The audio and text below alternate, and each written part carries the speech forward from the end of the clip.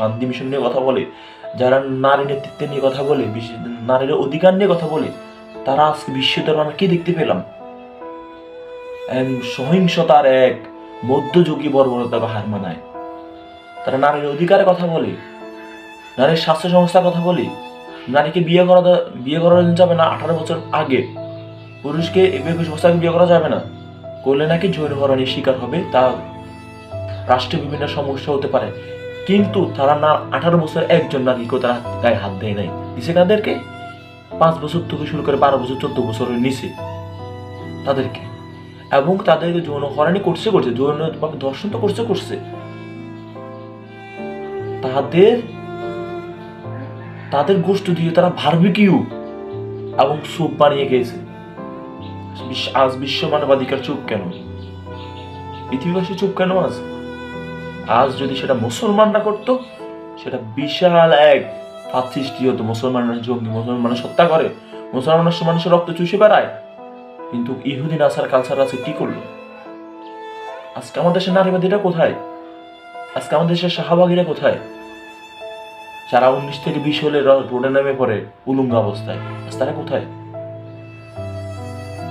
আজকে শত লক্ষ লক্ষ লক্ষ লক্ষ লক্ষ মিলিয়ন শিশুকে তারা দর্শন করছে, হত্যা করছে। আজকে ছোট্ট একটি চার্ট, সেটা হচ্ছে যে অ্যাবস্টিন যে ফাইলে সম্প্রতি মার্কিন যুক্তরাষ্ট্রে 30 লক্ষেরও বেশি পৃষ্ঠা নথি পাওয়া গেছে। 30 লক্ষেরও বেশি নথি পাওয়া গেছে যেসব কুকর্মের। কেন ইমাজিন, চিন্তা করা যায়? এবং 1,80,000-এরও বেশি আপত্তিকর ছবি পাওয়া গেছে। 1,80,000-এরও বেশি আপত্তিকর ছবি এবং 2,000-এরও অধিক ভিডিও পাওয়া গেছে। এই ভিডিওগুলো কার?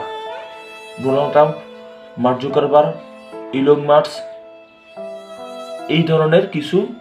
এবং কি আমাদের শিক্ষা প্রতিষ্ঠানে পড়ানো হয় একজন ব্যক্তির জীবনী, তিনি বলছে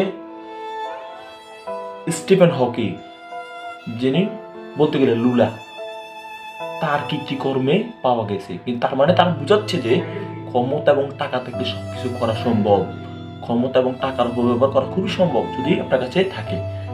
কিন্তু তারা তাই করছিল।